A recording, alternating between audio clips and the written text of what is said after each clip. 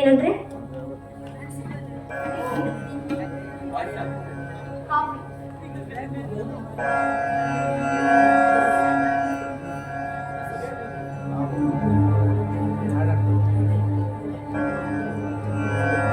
ಯಾಕ್ರಿ ಕಾಫಿ ಚೆನ್ನಾಗಿದೆ.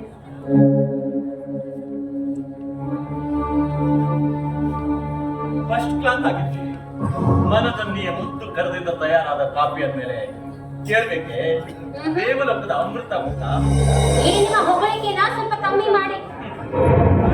ಕಥೆಯನ್ನ ಹೊಗಳದೆ ಬೇರೆಯವರನ್ನ ಹೊಗಳಿದ್ರೆ ಕೊಂಚ ಅಂತ ಅಷ್ಟೇ. ಆಶಾ, ನಾನು ಸ್ವಪ್ನದಲ್ಲಿಯೂ ನೀನು ನನ್ನ ಸತಿಯಾಗಿ ಬರ್ತೀಯ ಅಂತ ಭಾವಿಸಿರ್ಲಿಲ್ವಾಗಿದ್ದೆ. ಅದೆಲ್ಲವೂ ದೈವ ಸಂಕಲ್ಪ ಅಷ್ಟೇ. ನಾನು ನಿಮ್ಮ ಚರಣದಾಸಿಯಾಗಿ ಬರ್ತೀರಂತ ಖಂಡಿತವಾಗ್ಲೂ ನಾನು ತಿಳಿದುಕೊಂಡಿರಲಿಲ್ಲ. ಇದು ನನ್ನ ಪುಣ್ಯವೇ ಸರಿ.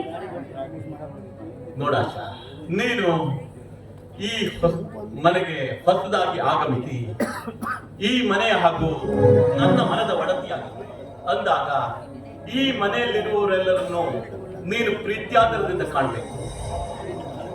ಲಿಂಗಜ್ಜ ನಮ್ಮ ಮನೆಯ ಆಳಾದ್ರೂ ಅವನಿಗೆ ಹಿರಿಯ ಸ್ಥಾನ ಉಂಟು. ಅವನನ್ನ ನೀನು ನಿನ್ನ ಹೆತ್ತಪ್ಪನೆಂದು ತಿಳಿದು ಅಂದ ಹಾಗೆ ರವಿ ನನ್ನ ಒಡ ಹುಟ್ಟಿದ ತಮ್ಮನಲ್ಲದೆ ಇದ್ರು ಒಡ ಹುಟ್ಟಿದವನಿಗಿದ್ದಲು ಹೆಚ್ಚಿನ ಸ್ಥಾನ. ಅವನನ್ನ ನಿನ್ನ ಮೈದುನಲ್ಲ ಮಗನೆಂದು ತಿಳಿದು ಕರುಣೆಯಿಂದ ಕಾಪಾಡೋದು ನನ್ನ ಕರ್ತವ್ಯ. ನೋಡಿ, ಅದ್ರ ಬಗ್ಗೆ ನೀವು ಯೋಚನೆ ಮಾಡಬೇಡಿ. ಚಿಕ್ಕಂದಿನಲ್ಲಿ ಅಣ್ಣ ತಮ್ಮ ತಂಗಿಯನ್ನು ಕಾಣದ ನಾನು ಇನ್ನು ಈ ಮನೆ ಮ್ಯಾನೇಜರನ್ನ ನನ್ನ ಒಡ ಹುಟ್ಟಿದ ಅಣ್ಣ ಅಂತ ಭಾವಿಸ್ತೀನಿ. ಈ ಮನೆಗೆ ಕೆಡಕಾಗದೆ ಒಳ್ಳೆಯದಾಗಿ ಬಾಳ್ತೀನಿ. ಈ ಮನೆಯನ್ನ ನಂದನವನ್ನ ಆರಿಸ್ತೀನಿ. ಆಯ್ತು? ಗುಡ್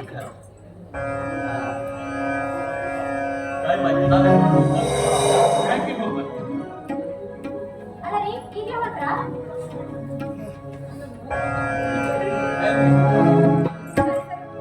ಬೇಗ ಹೋಗಿ ಬೇಗ ಬನ್ನಿ. ಆಯ್ತು?